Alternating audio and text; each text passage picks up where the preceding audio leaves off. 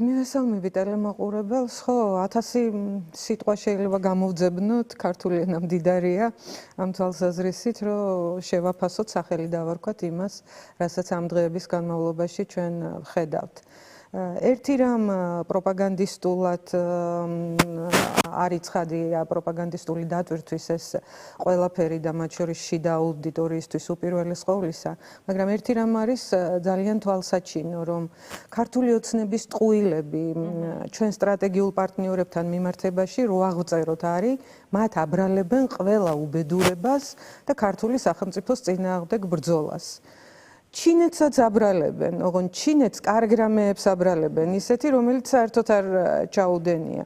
ჩინეთს აბრალებენ, რომ ის არის გარანტი ჩვენი ტერიტორიული მთლიანობის და ამ დროს იმ ქარტიაშიც კი არაფერი წერია ჩვენს ტერიტორიულ მთლიანობაზე, რომელსაც თავდაპირველად მოაწერეს ხელი, აღარაფერს ვამბობ გაეროს რეზოლუციის მხარის არ დაჭერაზე, ხო? თან ტოლად, სწორად და ტოლად გველაპარაკებიანო თუ რაღაც და ეს ჩინეთი თავს არ უტოლებს დედამიწის ზურგზე არავის და მაინც ახლა კობახიძეს გაუტოლა ეთყობა თავი და ასე ელაპარაკება მას და აი რაღაცა ესეთი მართლა ძალიან მდარე ზედაპირული ტყუილებია, ნუ ინვესტიციებზე თქვა გიორგიმ, რომ ეს დიდი ტყუილია, მხოლოდ გაშავებული კომპანიებისთვის შეიძლება იყოს საინტერესო საქართველო, იმიტომ რომ შავი ეკონომიკისთვის ხვრელები აქ არსებობს უდაოდ და იქ არის ბევრი ასეთი კომპანია, რომელსაც შეიძლება კონდეს ინტერესი, მაგრამ ჩვენთვის რამდენად საინტერესოა ეს როგორც სახელმწიფოსთვის და ეკონომიკისთვის რამდენად მომგებიანი შეიძლება იყოს ასეთი რამე, ეს ცალკე თემაა. რა ვიცი, უნდა ვიმარჩიელოთ თუ არა, რომ კობახიძეს რა რჯიდა აი ამ ორი ბრიფინგის თემაში. თუ რაღაც ამ პანეგირიკის თემას გავყვებით, აპოლოგია, რა ვიცი, რაც კიდე პოლიქრონიონი დავარქვათ. ამას დაიწყო წულუკიანმა რამდენიმე დღის წინ, ხო? ისიც იყო დებატებში და იმ დებატებში გამოიჩინა თავი რაღაცა, აი ამ რაღაცა ძალიან უცნაური, ზედმეტი თავგამოდებული ბიძინა ივანიშვილის დამცველობით და მე არ ვიცი, ვინმე ჩათვალა, რომ კობახიძე მისი არ დაიცვა, როგორც წულუკიანმა დაიცვა, თუ თვითონ კობახიძემ ჩათვალა, რომ ნაკლებად არ ჩაეთვალოს ბიძინა ივანიშვილის კარზე თავდაცვა. ხო, თუ ბიძინა ივანიშვილი მართლა გაბრაზდა თუ რა, რავი, არ ვიცი, მთელი ჩვენი ტრაგიზმი ალბათ იმაშია, რომ ამაზე უნდა ვიმსჯელოთ და ვილაპარაკოთ, მაგრამ ერთი შემჩნევა არსებობს, დღეს ვლაპარაკობდით მე და ჩემი მეგობრები ჩვენთან ოფისში, რომ ივნისი ზოგადად ბიძინა ივანიშვილისთვის ცოტა მძიმე თვეა და ივნისში იღებს რთულ გადაწყვეტილებებს ხოლმე თუ გავადევნებთ თვალს და მათ შორის კობახიძე ვარსკვლავური რაღაც გამაგებები. კობახიძე ივნისში 20 ივნისის მერე ერთხელ ყავს უკვე მოხსნილი, შეიძლება მეორედაც ემუქრება. ან კობახიძეს აქვს წინასწარ განწყობა, რომ ივნისი დადგა და ემან დრამე ხო არ ემუქრება, არ ვიცი. და გავადევნოთ ალბათ თვალი აი ამ ეპოპეას ტრამპთან დაკავშირებულს. ტრამპი რომ გახდა მეორედ პრეზიდენტი, გახსოვთ როგორი იყო განცხადებები ქართული ოცნების წარმომადგენლებისა, რომ აი 20 იანვრამდე დალაგდება ყველაფერი. სანქციები მოიხსნება.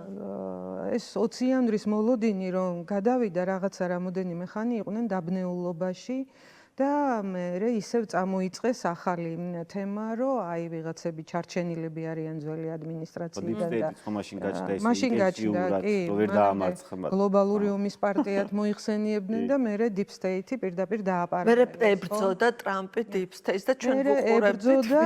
ამ ბრძოლის, ორთა ბრძოლის მომსწრენი ვართ, ესენი აღწერდნენ ამ ორთა ბრძოლას ასე.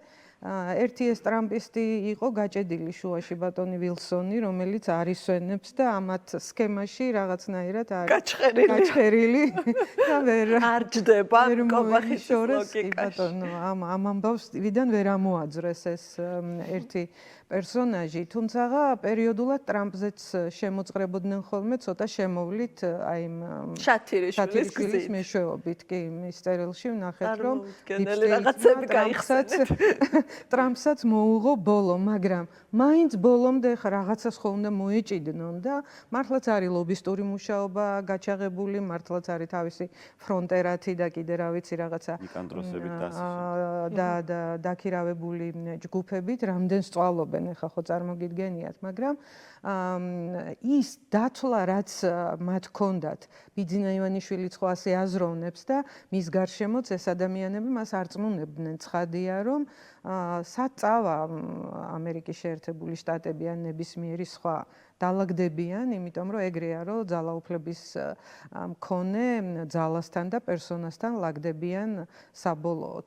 იმათ პარალელიც ჰქონდათ ხო აზერბაიჯანთან მიმართებაში, რომ აი რა აზერბაიჯანში ყვავის დემოკრატია, ანუ მიგვიღეთ ჩვენ როგორებიც ვართ, მიიღეთ ბიძინა ივანიშვილი და ბიძინა ივანიშვილის ქონებას, მის ფინანსებს ნუ შეექმნება საფრთხე, მის ძალაუფლებაში ყოფნას ნუ შეექმნება საფრთხე. დანარჩენი რა უშლის ხოლმე ჩვენს პარტნიორობას? ხო, მოვწამლავთ. ერთი პერიოდი მის შვილს რაღაცებიც ათქმევინეს, ხო?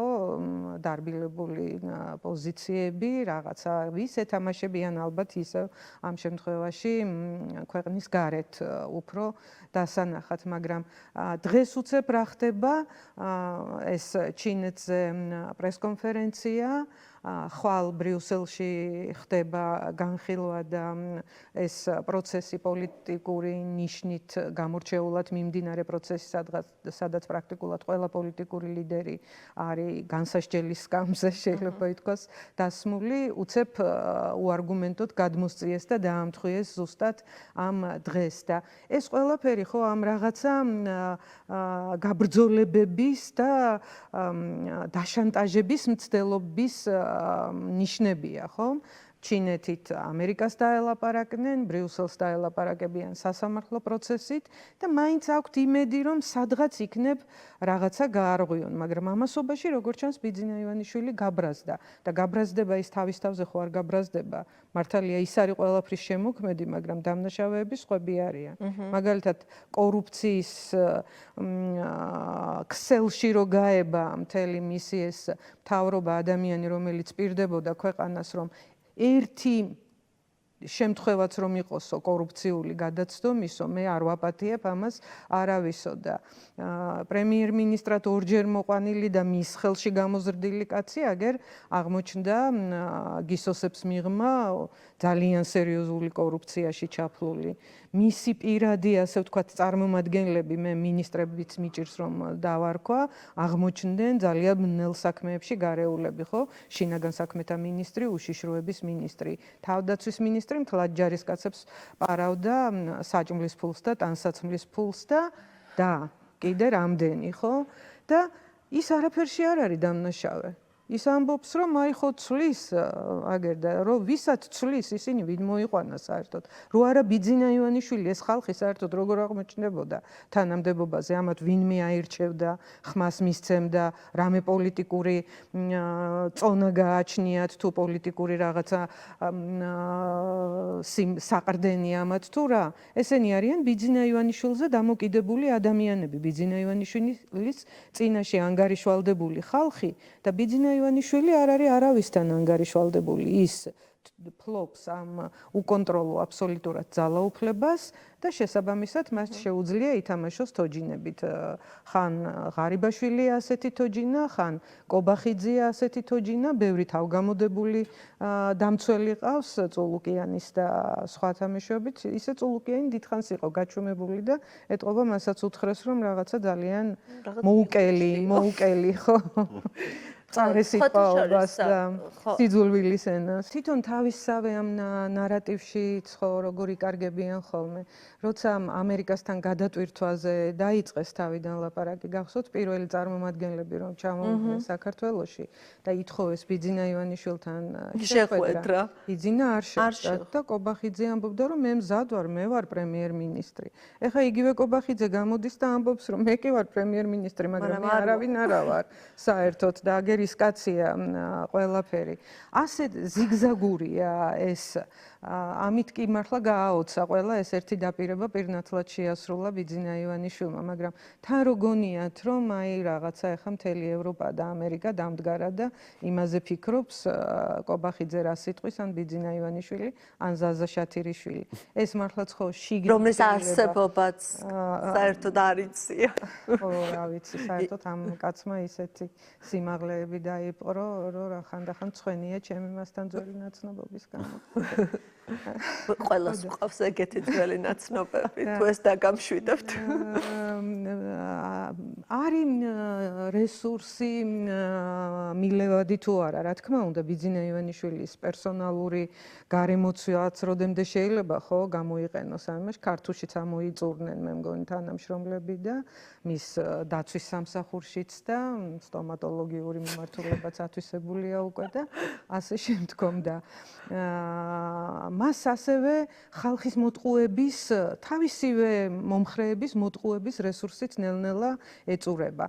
მაგალითად ის განცხადება, რომელიც გააკეთა დღეს ირაკლი კობახიძემ უკვე შეკითხვების პასუხად, რომ შეიძლება ჯარიმები, გაზრდილი ჯარიმები გადაიხედოს, ეს ხო პირდაპირ ნიშნავს იმას, რომ მათ გაზარდეს ჯარიმები, დიდი წნეხი გააჩინეს და ამ წნეხით ძალიან დიდი უკმაყოფილება შეიქმნა საზოგადოებაში, იმიტომ რომ მართლაც უზარმაზარი ფინანსური წნეხი გაჩნდა და ეს წნეხი არასხვავებს ახლა ბიძინა ივანიშვილის და კოცის მომხრე ხარ თუ მისი მოწინააღმდეგე ყველას დააწვა და ამის უკან წაღება უწევთ რომ ვითომ კვლევა ჩაატარეს და ამან დიუშანსაც იგივე შეიძლება ითქვას მე თქვა სწორედ თუმცა ამ თემას მე მგონი ვერაფერს ვერ შევადარებთ ეს არაჰუმანურობით და უზნეობით ჩვენ ყველანი იმდენად დაინტერესებული ვართ რომ ამ ბავშვებმა წამალი მიიღო რომ ყველანი თავს ვიკავებთ იმაზე ლაპარაკით რა მოახერხეს ან რა ლექსიკით ლაპარაკობდნენ ძალიან კარგად ხვდებით ხადია რა თქმა უნდა რადგან არ ვსაუბრობთ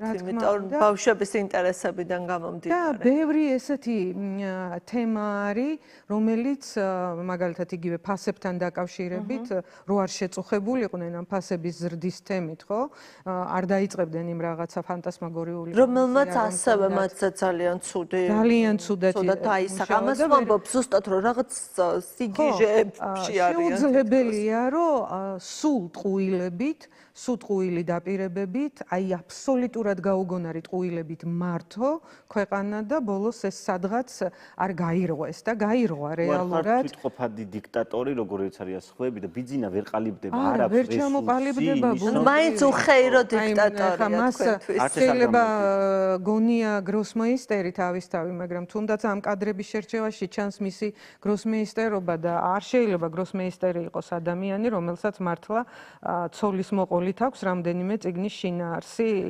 ნასწავლი ახლა სხვა მე რა რომ ეკამათებს მერაბთან და ზუიათთან ერთად მოხდა ერთ ქართზე და ნუ სხვათა შორის აი იუმორს რო შევეშვათ აი აბსოლუტურად ყველაფერი მეტყველებს იმაზე რომ უცნაურია უბრალოდ მათი ქცევა რბილად რო ვთქვათ არა თანმიმდევრული კომიკური მცდელობები აქვს ქარდიც მისმა მტერმა გაუკეთა დაუგეგმა იმიტომ რომ ის რაც იმ ქარდის ქვეშ ხდებოდა და თუ ვინმე მიყურებს ახლა მე არ ვიცი მისი კეთილის მოსურნე ის რაც იმ დღეებში ხდებოდა იმ ქარდის გამო უბრალოდ მგონია რომ რომელიღაცა ოპოზიციურმა განწყობილმა ადამიანმა დაუგეგმა ის ქარდი უნდოდათ რომ რაღაცა ილიასთან გაეტოლებინათ სასწყის ეტაპზე ესე იყო მე 16 აყაიშვილთან მოინდომეს ეხლა ვიღაცამ თქვა რომ იმასო ფარნავაზმა ვინ თქვა ფარნავაზ მეფემო როგორც